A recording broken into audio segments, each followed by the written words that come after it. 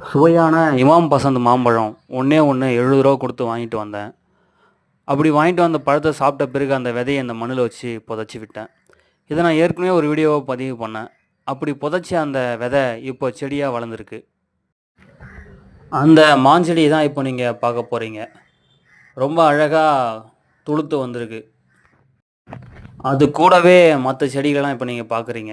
இதில் நான் வச்ச மகிழம் விதை, பேரீச்சம் விதை, ஆலங்கன்றுகள், அரசங்கன்றுகள் எல்லாமே கூட வளர்ந்து வருது. நான் இதுக்கு முன்னாடி ஷார்ட்ஸில் சொல்லியிருப்பேன், நம்ம சாப்பிட்ற பழங்கள் இருக்கிற எல்லா விதைகளையும் நம்மளால் செடிகளாக உருவாக்க முடியும். அந்த செடிகளை இடம் இருந்தால் மரமாக கூட மாற்றி அதிலிருந்து நம்ம பழங்களையும் உருவாக்க முடியும். நாம் நட்டு வச்ச விதைகளில் இருந்து செடிகள் வளருவது ரொம்ப சந்தோஷமான நிகழ்வு. நம்ம பகுதியில் கிடைக்கிற எல்லா பழங்களோட விதைகளையும் நம்மளால் செடிகளாக உருவாக்க முடியும். நான் நிச்சயமாக அதுக்கு என்னென்ன அடிப்படை தேவைகள் இருக்குன்னு இன்னொரு வீடியோவில் உங்களுக்கு கண்டிப்பாக சொல்கிறேன். வீடியோ பிடிச்சிருந்தா லைக் பண்ணுங்கள், சேனல் சப்ஸ்கிரைப் பண்ணுங்கள்.